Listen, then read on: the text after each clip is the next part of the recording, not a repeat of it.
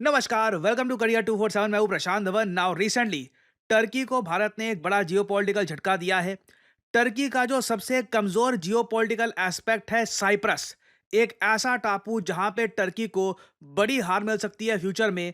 वहां पर पीएम मोदी गए और साइप्रस की सरकार का पूरा समर्थन यहां पर दिया। टर्की डेफिनेटली काफी नर्वस होगा कि इंडिया जैसा एक इंपॉर्टेंट देश अब खुल के साइप्रस के समर्थन में आ चुका है। नाउ अगेन देखिए, मैं जानता हूं आज के समय ईरान का जो टॉपिक है बहुत ही ज्यादा न्यूज में है। इंडियंस को आज के समय इवैक्यूएट करने की बात की जा रही है ईरान से। इस टॉपिक पर भी वीडियो बनाऊंगा। एक्चुअली देखिए, एक दिन में इतनी सारी चीजें होती है ना, हर टॉपिक पर वीडियो बनाना कभी कभी मुश्किल हो जाता है। मेरी भी ये लिमिट होती है, एक टाइम के बाद आके थक जाता हूं। बट मैं यहाँ पे थोड़ा ये बोलना चाहूंगा, I want to thank all of you. अभी रिसेंटली आपको बताओगा यूएसए में इनकी मिलिट्री परेड हुई है। $50 मिलियन की परेड थी। बड़ी अजीब सी परेड थी। मतलब एक टाइम पर मुझको याद है, इस परेड में ये लोग स्पॉन्सरशिप कर रहे थे। मतलब ये देखो, ये यूएस की परेड है। काफी ढीली सी परेड थी टू बी ऑनेस्ट। इनके सोल्जर्स को आदत है नहीं इस टाइप के मार्च करने की, तो कोऑर्डिनेशन वगैरह इतना था नहीं। बट मुझे सबसे फनी बात ये लगी, परेड के बीच में ऐड हो रही थी। इधर यहाँ पे आप देख पाओगे लिखा हुआ आएगा कॉइन बेस। लिटरली जो परेड का कमेंटेटर है वो भी कहता है यहाँ पर, Special thanks to our sponsor, Coinbase.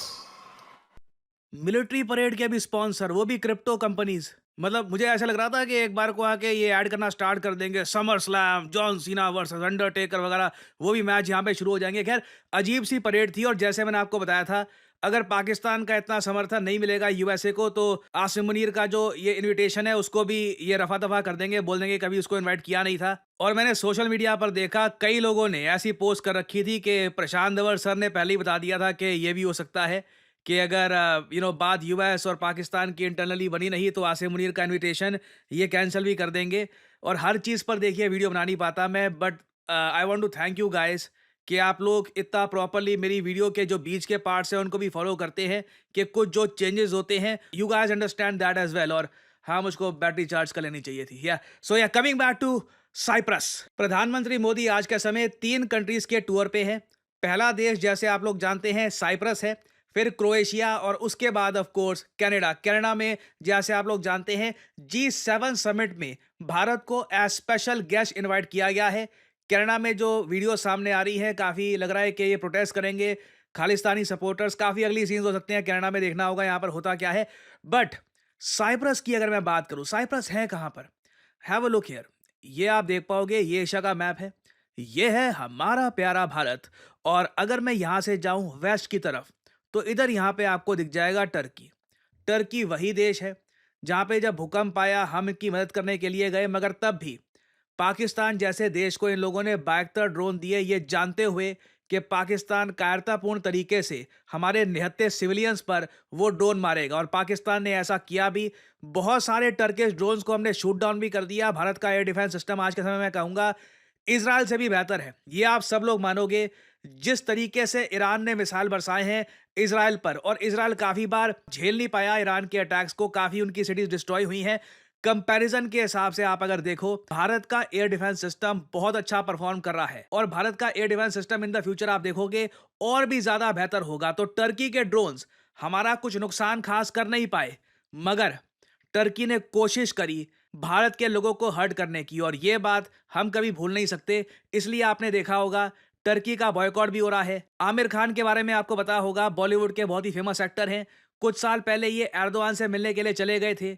ये भी अब कह रहे हैं कि ये टर्की के बॉयकॉट को सपोर्ट करते हैं। और अब पीएम मोदी की जो विजिट है ना साइप्रस को, इधर आप देख पाओगे टर्की के साउथ में ये टापू आपको दिख रहा है, बीच में आपको ये भी दिख जाएगी एक अजीब सी बॉर्डर है। ये जो पूरा टापू है, this is Cyprus.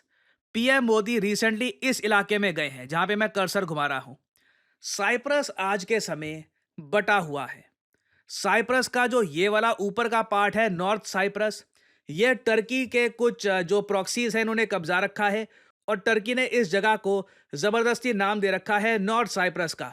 North Cyprus को एज ए कंट्री कोई नहीं मानता, ना यूएन मानता है, ना कोई और इंटरनेशनल संगठन मानता है। सब लोग मानते हैं एक सिंगल साइप्रस होना चाहिए, मगर टर्की ये चाहता है कि धर्म के आधार पर ये साइप्रस देश को बांट दे। जो साइप्रस की मुस्लिम पॉपुलेशन है वो नॉर्थ साइप्रस में रहेगी। जो क्रिश्चियन पॉपुलेशन है वो यहाँ पर, जो सदर्न पार्ट है यहाँ पर रहेगी।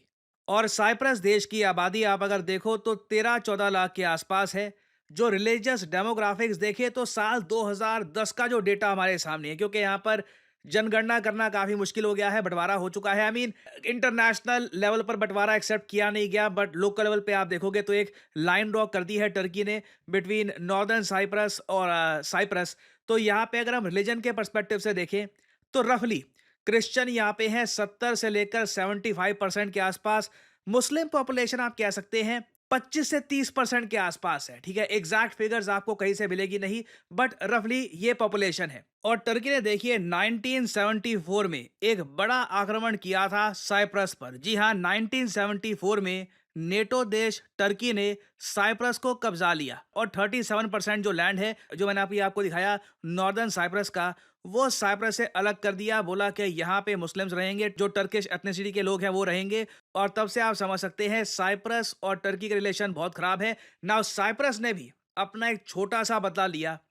टर्की का लंबे समय से एक स्वप्न है कि टर्की को यूरोपियन यूनियन की मेंबरशिप मिल जाए। टर्की के लोग चाहते हैं कि बिना पासपोर्ट के झंझट के ना और बिना किसी प्रॉब्लम के ये आराम से यूरोप के किसी भी एरिया में, शेंगन एरिया में जा पाएं। अभी भी वैसे टर्किश लोगों को काफ़ी आज़ादी है यूरोप जाने के मामले में, मगर वो और ज़्यादा आज़ादी चाहते हैं। और जो कुछ देश हैं आज के समय यूरोपियन यूनियन में जो टर्की की मेंबरशिप को रजिस्ट कर रहे हैं, उनमें से सबसे इंपॉर्टेंट प्लेयर है साइप्रस। साइप्रस यूरोपियन यूनियन का मेंबर है और साइप्रस ने काफी बार टर्की की एंट्री ब्लॉक करी है। तो आज के समय आप कह लीजिए टर्की के लिए सबसे बड़ा जियोपॉलिटिकल सरदर्द यही है कि टर्की ने 1970s में ये जो नकली सा देश जो बना दिया है नॉर्दर्न साइप्रस, इसको कोई मानने को तैयार नहीं है। टर्की के अलावा दुनिया का कोई भी देश नॉर्दर्न साइप्रस को एक्सेप्ट करता नहीं है। और अब भारत जैसे बड़े देश यहाँ पर एंट्री कर रहे हैं। और पीएम मोदी ना, जो ये इलाका है यहाँ पर, ये बॉर्डर का, यहाँ पर भी गए साइप्रस में और इनको दिखाया गया कि देखिए ये उस पार टर्की ने एरिया कब्जा रखा है। ये जरा आप देख पाओगे ये वीडियो, ये मोदी जी है साइप्रस देश में, साइप्रस के मिनिस्टर्स हैं, ये दिखा रहे हैं पीएम मोदी को कि किस तरीके से टर्की ने 1970 में इनके देश को बांट दिया था। ये जो एरिया देख रहे हैं ना ये लोग यहाँ पर, ये कब्जाया हुआ इलाका है। इधर आप देख पाओगे ये नकली सा झंडा बना रखा है टर्की ने। ये झंडा है नॉर्थ साइप्रस का। अगेन कोई इस देश को मानता नहीं है। और ये बहुत इंटरेस्टिंग विजुअल्स हैं। पीएम मोदी डीप इंटरेस्ट ले रहे हैं कि कैसे साइप्रस का विभाजन हुआ, कैसे बॉर्डर ड्रॉ कर रखी है आज के समय। And I am pretty sure बहुत सारे इंपॉर्टेंट टॉपिक्स पर बात की गई होगी। साइप्रस ने पीएम मोदी का एक बहुत ही भव्य वेलकम किया है। मैं आपको दिखाता हूं। जब पीएम मोदी साइप्रस पहुंचे तो एयरपोर्ट पे साइप्रस के प्रेसिडेंट ने इनका वेलकम किया। और इनकी एक लॉ मेकर है साइप्रस में, इनका आपके लिए एक एमपी है। इन्होंने पीएम मोदी के पैर छू लिए। ये जो भारत की ट्रेडिशन है ना कि अपनों से बड़ों के पैर छूना, ये धीरे धीरे आप कहोगे इंटरनेशनलाइज हो रही है। दुनिया के बाकी लोगों को पता लग रहा है कि इसका सिंबोलिज्म क्या है, इसकी इंपॉर्टेंस क्या है। और साइप्रस देखिए भारत को ना व्यू करता है एक बहुत इंपॉर्टेंट पार्टनर की तरह। और इसका एक जियोपॉलिटिकल रीजन है। मैं आपको बताऊं, देखिए साइप्रस के लोग भी ऐसा नहीं है कि भोले भाले से हैं, वो मानते हैं कि इंडिया बिना वजह साइप्रस की हेल्प करेगा। जब तक भारत टर्की के रिलेशंस ठीक थे, हम साइप्रस में इंटरेस्टेड थे नहीं।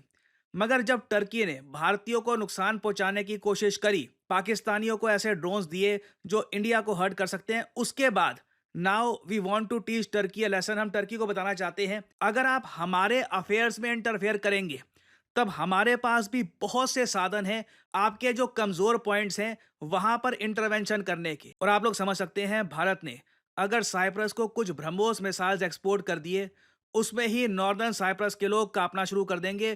क्योंकि टर्की या फिर किसी भी और कंट्री के पास अभी तक ब्रह्मोस को रोकने लायक मिसाइल डिफेंस सिस्टम है नहीं है। ऑफ कोर्स हम यहाँ पे S-500 या इवन जो advanced American air defence systems हैं उनकी बात नहीं कर रहे। Turkey has no way to stop a missile like BrahMos.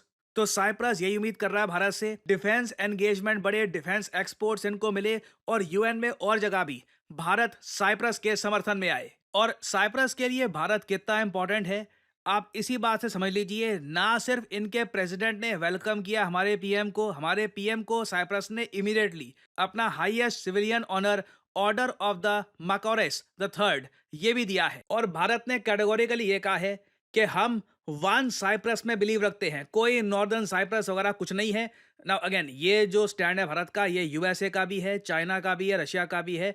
Almost पूरी दुनिया टर्की को छोड़ के सब लोग ही कहते हैं कि साइप्रस को वापस यूनाइट हो जाना चाहिए एज ए सिंगल कंट्री। तो भारत का यहाँ पर स्टैंड देखिए बहुत ज़्यादा मैटर करता है। लंबे समय बाद एक इंपॉर्टेंट कंट्री के लीडर ने विजिट किया है साइप्रस को, और I am pretty sure Turkey की तरफ से इस विजिट के बारे में एक प्रतिक्रिया बहुत ही जल्द आएगी। और फाइनली यहाँ पे आप लोगों से मैं क्वेश्चन पूछूंगा, साइप्रस जिस देश की हम यहाँ पर बात कर रहे हैं, इसकी राजधानी क्या है? ये है यहाँ पे आपकी options. Option A Nicosia, option B Athens, option C Malta, या ऑप्शन डी ट्रेस। कमेंट सेक्शन में करिए उत्तर। जो लोग देंगे सही आंसर उनकी कमेंट को मैं दे दूंगा हार्ट, ताकि बाकी लोग समझ पाएं कि सही उत्तर क्या है। देखिए मेरा मानना है, अगर आज के समय आप आर्टिफिशियल इंटेलिजेंस का इस्तेमाल नहीं कर रहे काम में, तो आप किसी और ही युग में जी रहे हैं, क्योंकि एआई की मदद से आप बहुत सारी जॉब्स कर सकते हैं, आप बहुत सारा पैसा कमा सकते हैं, अपने आप को अपस्किल कर सकते हैं। फॉर एग्जांपल अगर मान लीजिए मैं दिखाना चाहता हूं कि कैप्टन अमेरिका ये मुंबई के किसी बिजी स्ट्रीट में वड़ा पाव खा रहा है, और उसके ऊपर एक बहुत ही अट्रैक्टिव टेक्स्ट में लिखा है यमी, तो मैं आसानी से कर सकता हूं सही प्रॉम्प्ट डालकर। और इधर आप लोग देख सकते हैं, it was just that easy. इसके बहुत सारे वेरिएंट आप बना सकते हैं। अगर मैं चाहूँ कि इस इमेज को मैं मूव करवाना चाहूँ, तो इस तरीके से, जैसे कि अपनी स्क्रीन पे आप देख पा रहे हैं, मैं बहुत सारे जनरेटिव एआई सॉफ्टवेयर की मदद से इस इमेज को मूव करवा सकता हूँ, एक स्टोरी क्रिएट कर सकता हूँ। I can pretty much do anything. और ये सिर्फ एक छोटा सा, आई मीन एक बहुत ज़्यादा छोटा सा एस्पेक्ट है जनरेटिव एआई का। जनरेटिव एआई की मदद से आप किताबें लिख सकते हैं, आप पर्सनालिटीज क्रिएट कर सकते हैं। You can pretty much do anything you want. और अगर आपने सही जगह से जनरेटिव एआई का कोर्स कर लिया, तो मैं आपको बता दूं, आप एक प्रॉम्प्ट इंजीनियर के रूप में नौकरी कर सकते हैं। जी हाँ, प्रॉम्प्ट इंजीनियर। कई लोगों को पता ही नहीं है कि ये नौकरी एग्जिस्ट भी करती है। कई लोग आराम से साल का 4 लाख से लेकर 6 साढ़े 6 लाख, जी हाँ, जो रियलिस्टिक सैलरी होगी वही मैं आपको बताऊंगा। कई लोग होंगे जो आज के समय कहते हैं कि जी हमारा कोर्स कर लो, फिर 25 30 50 लाख वगैरह। जो रियलिस्टिक चीज़ होगी वही मैं आपको बताऊंगा। प्रॉम्प्ट इंजीनियर को गूगल कर लीजिएगा, प्रॉम्प्ट इंजीनियर जॉब्स आराम से 4 लाख से लेकर साढ़े 6 के आसपास सैलरी होती है उसकी। और डिपेंड करता है आपके एक्सपीरियंस पे। And you can start your career. आप खुद का एआई स्टार्टअप कर सकते हैं, आप कंटेंट क्रिएटर बन सकते हैं। आप लोगों ने मुझको देखा है, मैं कंटेंट क्रिएशन में एआई का कितना इस्तेमाल करता हूं, आप सबको पता है। तो अगर आप जनरेटिव एआई को प्रोफेशनल तरीके से सीखना चाहते हैं, लाइव क्लासेस से, कि जहां पे आपके सामने टीचर हो, आप टीचर से सवाल पूछ पाओ कि जी ये प्रॉम्प्ट ऐसे क्यों डाला है, ये प्रॉम्प्ट में ये चीज़ अगर मैं ऐड करूं तो रिजल्ट ऐसे क्यों आता है, ये सब चीज़ें आप समझना चाहते हैं, तो करियर 247 का जनरेटिव एआई कोर्स हमने कर दिया है लॉन्च। आपको सिंपली क्या करना है, वीडियो के कमेंट सेक्शन में जाइए, यहाँ पे आपको लिंक मिल जाएगा, are generative AI for all. Now ध्यान दीजिएगा, इस कोर्स का नाम हमने स्पेसिफिकली रखा है जनरेटिव एआई फॉर ऑल। आप एक बिगिनर हैं, आपकी अभी तक नौकरी लगी नहीं है, आप नौकरी कहीं पर कर रहे हैं, खुद को अपस्किल करना चाहते हैं, कंटेंट क्रिएटर हैं, बेसिकली आप किसी भी स्टडी में आते हैं, तो करियर 247 का जो ये जेन एआई फॉर ऑल है, ये आपको काफ़ी हद तक हेल्प करेगा। और इस पूरे प्रोग्राम के एंड में ना, खुद का एआई स्टार्टअप आप कैसे बना सकते हैं, उसका प्रोजेक्ट भी साथ ही साथ किया जाएगा। ये सभी टूल्स को यूज़ कैसे करना है, chat GPT, Midjourney, DALL E, various type के आज के समय जो जनरेटिव एआई के टूल्स हैं, इनको इस्तेमाल कैसे करना है, ये सब आप सीख पाएंगे करियर 247 पे। आपको सिंपली करना क्या है, यहाँ पे अपना नाम डालिए, अपना ईमेल आईडी, अपना नंबर, और ऑब्वियसली डिस्काउंट कोड यहाँ पर डालना PD10। And again remember, generative AI का प्राइस अभी 29,000 है, और अगर आप कोड लगाते हैं PD10, तो ये प्राइस 26,000 के आसपास पहुंच जाएगा। सो एक गोल्डन अपॉर्चुनिटी आपके सामने। जनरेटिव एआई के वैसे कोर्सेज दुनिया भर में अवेलेबल हैं, बट ऐसा कोर्स जहां पे आपको लाइव क्लासेस मिलती हैं, आपको प्रोजेक्ट्स करवाए जाते हैं, आपको सर्टिफिकेशन मिलता है बाय NASSCOM, ये बहुत ज़्यादा रेयर है। So if you want to enrol, start your journey in generative AI. Thanks for listening, and as I always say, may the gods watch over you.